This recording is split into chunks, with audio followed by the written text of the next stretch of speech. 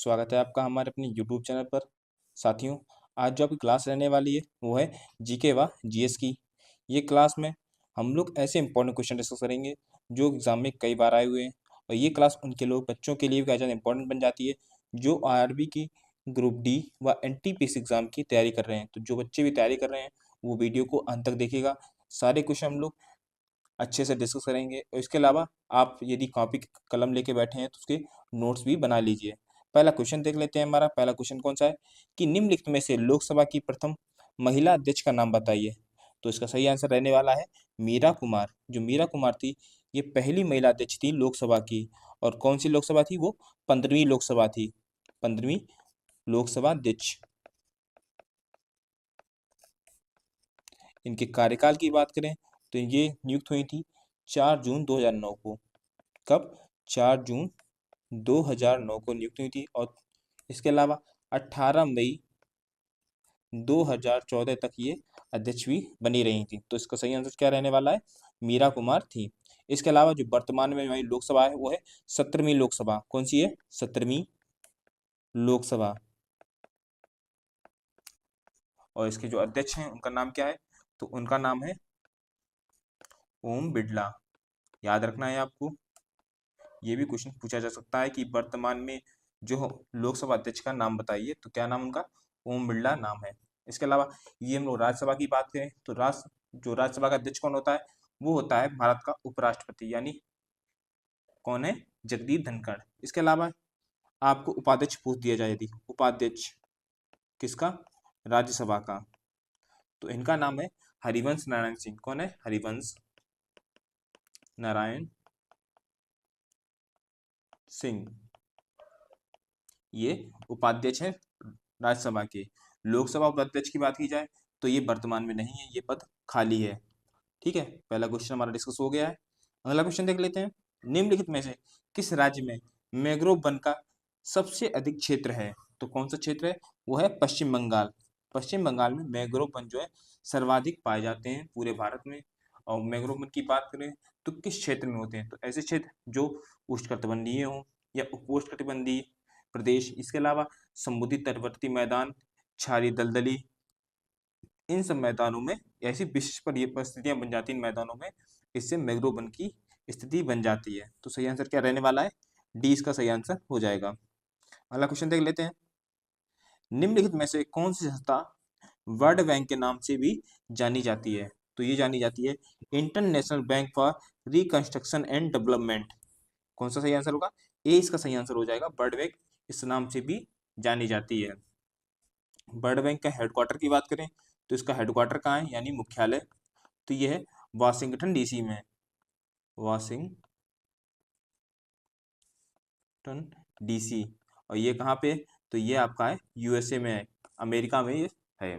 ठीक है, इसके अलावा यदि हम लोग वर्ल्ड बैंक की बात करें तो ये 5 ग्रुप की ऑर्गेनाइजेशन है, जिसमें पहली तो ये ऑर्गेनाइजेशन हो गई international bank for construction and development. इसके अलावा दूसरी आती है वो है आईडीए।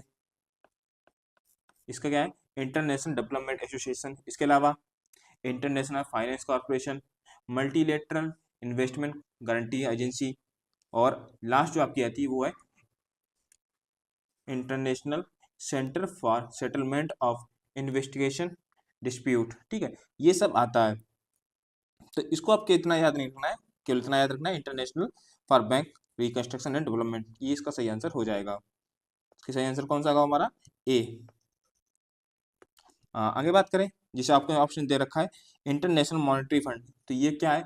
इसको बोलते हैं अंतरराष्ट्रीय मुद्रा कोष। इसकी स्थापना तो कहाँ हुई थी या इसका मुख्यालय कहाँ है? तो पुनः इसका जो मुख्यालय है वो है वाशिंगटन डीसी में। इसकी स्थापना हुई थी 1945 में। 1945 में इसकी स्थापना हुई थी। और हेडक्वार्टर कहाँ है इसका? तो वाशिंगटन डीसी।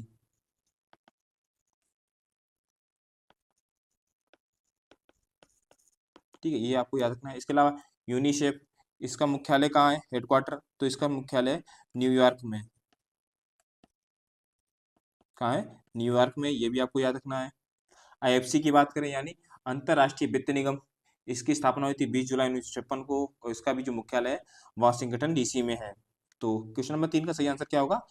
ए सही आंसर होगा। ठीक है, साथियों वीडियो पसंद आए तो वीडियो को लाइक कर दीजिए, चैनल पे नए तो चैनल को भी सब्सक्राइब कर लीजिए, बेल आइकन को प्रेस कीजिए ताकि वीडियो की लेटेस्ट नोटिफिकेशन सबसे पहले आपको मिले। और ये क्वेश्चन काफ़ी ज़्यादा इंपॉर्टेंट है आपके लिए, नोट्स बना लीजिएगा जो भी मैं आपको बता रहा हूँ। इसके अलावा भी देखिए क्वेश्चन देखते हैं, निम्नलिखित में से 1 किलोबाइट के तुल्य होता है। तुल्य यानी क्या है? तुल्य का अर्थ क्या है? समान। क्या है? समान। चलिए ऑप्शन देख लेते हैं, 128 बाइट्स, 256 बाइट्स, 512 बाइट्स या 1024 बाइट्स। सही आंसर रहने वाला हमारा 1024 बाइट्स। कौन सा सही आंसर होगा? डी। डी इसका सही आंसर हो जाएगा। 1 किलोबाइट यानी देखिए 1 केवी, केवी इसको 60 में बोलते हैं केवी, 1 केवी। तो 1 केवी का कितना होता है? 1024 किलोबाइट होता है। जो किलोबाइट होता है या बाइट होती है, ठीक है, वो कंप्यूटर के जो मेमोरी है उसको नापने की एक इकाई होती है। तो मेमोरी मापने की इकाई कौन कौन सी हम लोग थे किसी कंप्यूटर की? जैसे कि बिट, और क्या का? निबल, बाइट, ये सब क्या है? कंप्यूटर की जो मेमोरी है उसको मापने की इकाई है। जैसे कि हम लोग बात करें 1 बाइट, ये कितना होता है? तो ये 8 बिट के बराबर होता है। कितना? 8 बिट के बराबर होता है। वहीं 1024 बाइट की बात करें तो ये होता है 1 केबी यानी 1 किलोबाइट के बराबर होता है। और 1024 केबी यानी किलोबाइट ये होता है आपका 1 मेगाबाइट के बराबर होता है, 1 MB के बराबर होता है। वहीं 1024 MB यानी मेगाबाइट ये होता है 1 गीगाबाइट यानी एक। ठीक है, ये इतना आपको याद रखना है। चलिए अगला क्वेश्चन देखते हैं अब। दशमलव संख्या 1006 को द्विपदी में परिवर्तित कीजिए। यानी 106 संख्या है, इसको बाइनरी कोड में आपको बताना है, बाइनरी में कैसे लिखा जा सकता है। तो देखिए कंप्यूटर दो परिस्थितियों पर है। कंप्यूटर कैसी है? एक इलेक्ट्रॉनिक संरचना है, ये दो परिस्थितियों पर आधारित होती है। एक तो होता है जीरो और एक, इनसे ही आपका बाइनरी, इन्हें आप कह सकते हैं ये बाइनरी संख्या हमारी है कंप्यूटर की, और इनसे ही कंप्यूटर पूरा चलता है। तो जो दशमलव संख्या होती है इसको जब बाइनरी कोड में लाते हैं तो उसको क्या करते हैं, जो भी संख्या होती है, जैसे मान लीजिए हमारी एक संख्या है 106, इसको हम 2 से भाग करते हैं और तब तक भाग करते जाते हैं जब तक क्या शून्य ना आ जाए, जो आंसर हमारा है शून्य ना हो जाए। तो जैसे 106 है तो इसको 2 से करेंगे, 2, 2 पंचे 10 और 3, ये पूरा चला गया, शेषफल बचा नहीं है। तो सबसे पहले हमारे यहाँ हम लोग लिखेंगे 0 क्योंकि शेषफल नहीं बचा है। इसके बाद पुनः इसको 2 से भाग देंगे तो 2 दूनी 4 और बचा है कितना? 13 है, तो यानी 26 हो जाएगा। एक आपका बचा है तो यहाँ पे 1 लिख लेंगे, एक शेषफल था ना, इस पर पुनः हम लोग करेंगे 2 से तो कितना आएगा? 13 आएगा, 0 आएगा क्योंकि शेषफल बचा नहीं है। इसके बाद पुनः हम लोग 2 से भाग करेंगे, 6 आएगा, एक क्या होगा आपका? क्या हो जाएगा आपका? एक ये रिमाइंडर बच जाएगा यानी शेषफल बच जाएगा। पुनः करेंगे 2 से तो 3 आएगा और 0 हो जाएगा क्योंकि शेषफल बचा नहीं है। फिर 2 से करेंगे, 1 आएगा आपका, ठीक है, और कितना बचेगा आपका? एक रिमाइंडर बच जाएगा। ठीक है, तो अब नीचे से जोड़ना चालू करते हैं, ठीक है, क्योंकि यहाँ पे ऑप्शन नीचे से है। आप ऊपर से भी कर सकते हैं, नीचे से भी कर सकते हैं। तो पहला आपका 1 है ये, ठीक है, 1, इसके बाद पुनः आपके दूसरे नंबर पे 1, इसके बाद 0, इसके बाद 1, इसके बाद 0, इसके बाद 1, इसके बाद 0। ठीक है, तो सही आंसर का कौन सा हो जाएगा हमारा? 20 का सही आंसर हो जाएगा। 1 1 0 1 0 1 0, ये इसका सही आंसर हो जाएगा। चलिए अगला क्वेश्चन देखते हैं अब। पेरियर नेशनल पार्क किस पर्वत श्रृंखला में है? तो ये है पश्चिमी घाट में। कहाँ पे? पश्चिमी घाट में ये है। और पश्चिमी घाट आपका कहाँ पड़ जाता है, या फिर ये पेरियर जो नेशनल पार्क है ये कहाँ का पड़ेगा? तो ये केरल में है। कहाँ पे है? केरल में। और कहाँ पे बना हुआ है? तो नदी है पेरियार। कौन सी है? पेरियार नदी। तो पेरियार नदी के क्षेत्र में ही आसपास ये बना हुआ है, चारों तरफ उसके बना हुआ है। अगला क्वेश्चन देखते हैं हम लोग। किद्दा किस राज्य का लोक नृत्य है? किस राज्य का लोक नृत्य है? तो वो है पंजाब का। किसका? पंजाब का जो है लोक नृत्य है। इसके अलावा यदि हम लोग उत्तर प्रदेश की बात करें तो यहाँ पे कजरी और झूला ये यहाँ के लोक नृत्य हैं। राजस्थान की बात करें तो राजस्थान के कौन से? जैसे आपका घूमर, क्या है? घूमर। और आपको कौन से, कालबेलिया काफी ज्यादा आता है एग्जाम में, कालबेलिया, ये इसका कौन सा है, लोक नृत्य है। इसके अलावा एक होता है भावाई, भावाई, ये लोक नृत्य है। और पंजाब का कौन सा है, गिद्दा है। बिहार का कौन सा हो जाएगा, तो बिहार का आता है, एक तो आपका आता है छऊ, इंपॉर्टेंट है आपके लिए। इसके अलावा कर्मा और चेकवा, ये सब कैसे हैं, इसके लोक नृत्य हैं। साथियों आपके लिए एक इंपॉर्टेंट सूचना, जो भी साथी हमारे रेलवे के एनटीपीसी एग्जाम और ग्रुप डी के एग्जाम की तैयारी कर रहे हैं, उनके लिए हम आप लेकर आए हैं सामान्य ज्ञान और सामान्य विज्ञान का एक कोर्स लेके आए हैं। ये कोर्स आपको पीडीएफ फॉर्म में उपलब्ध होगा। कोर्स की कीमत मात्र रहने वाली है 199 रुपए। इस कोर्स में हम लोग आपको एक सटीक कंटेंट प्रोवाइड करा रहे हैं, जो आपके रेलवे के होने वाले एग्जाम में काफी ज्यादा एक बूस्टर पॉइंट साबित होगा। क्योंकि जो हम लोग सिलेबस कराएंगे, जो हम लोग पीडीएफ देंगे, वो इस प्रकार से पीडीएफ बनाई गई है, क्योंकि अब जो आपके प्रीवियस में एग्जाम हुए हैं, उसको किस प्रकार से रेलवे एग्जाम पूछता है, क्वेश्चन पूछता है, उस प्रकार से हम लोगों ने पीडीएफ सेट की है। तो इसलिए आपका जो एक कोर्स है काफी ज्यादा इंपॉर्टेंट बन जाता है। और वर्तमान में छूट चल रही है, ये कोर्स आपको मिल जाएगा 149 रुपये में, ये कोर्स मिल जाएगा, 50 रुपये की इसकी छूट चल रही है। इस कोर्स को परचेस करने के लिए आप हमारे ऐप एग्जाम वेब इसको डाउनलोड कर लीजिए, यहाँ इसको आपको ये मिल जाएगा, आपको कोर्स मिल जाएगा। इसके अलावा आपको कोई क्वेरी करनी है तो ये हमारा व्हाट्सअप नंबर है, इस पर आप संपर्क कर सकते हैं। इसके अलावा यदि आपको हमसे बात करनी है तो भी आप हमसे संपर्क कर सकते हैं, ये हमारा मोबाइल नंबर है, इससे आप बात कर सकते हैं। चलिए हमारा क्वेश्चन देखते हैं। क्वेश्चन हमारा है, एक मानवाधिकार कार्यकर्ता द्वारा दायर की गई किस जनहित याचिका में से इस बात पर बल दिया है कि चिकित्सा के पेशे से जुड़े हर सदस्य का यह सर्वोपरि दायित्व है कि वह किसी भी प्रक्रियागत औपचारिकता की प्रतीक्षा न करके हर घायल नागरिक को जल्द से जल्द चिकित्सीय सहायता प्रदान कराए या उपलब्ध कराए।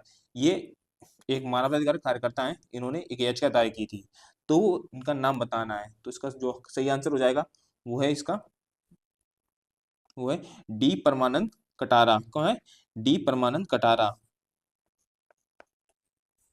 बनाम भारत संघ। कौन सा है, डी इसका सही आंसर हो जाएगा। ठीक है, परमानंद कटारा बनाम भारत संघ। अगला क्वेश्चन देखते हैं। संसद सत्र खालिस्तान बनना से प्रारंभ होता है, तो किससे प्रारंभ होता है, तो वो होता है दोनों सदनों में राष्ट्रपति के संयोग संबोधन से।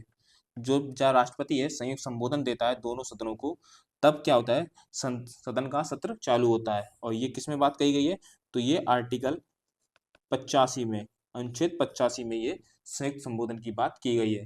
राष्ट्रपति द्वारा लोकसभा राज्यसभा दोनों के अधिवेशन बुलाए जाते हैं, वह राष्ट्रपति द्वारा जो स्थगित भी किए जाते हैं। और एक बात और है कि दोनों सदनों की जो बैठक है, संयुक्त बैठक है, इसमें जो अंतर है वो 6 माह से ज्यादा नहीं होना चाहिए। कि मतलब आज यदि आज बैठक हो गई है तो इसके 6 महीने के अंदर दूसरी बैठक होना अनिवार्य है, यदि 6 से ऊपर नहीं जानी चाहिए।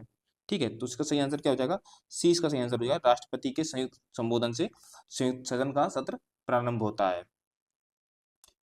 साथियों वीडियो पसंद आए तो वीडियो को लाइक कर दीजिए, चैनल पर नए हैं तो चैनल को भी सब्सक्राइब कर लीजिए, बेल आइकन को प्रेस कीजिए ताकि वीडियो की लेटेस्ट नोटिफिकेशन सबसे पहले आपको मिलती रहे। इसके अलावा मैं आपको बताना चाहूंगा, हमारी साइंस की भी डेली क्लास आ रही है, 11:10 पे आपकी क्लास मिल जाती है।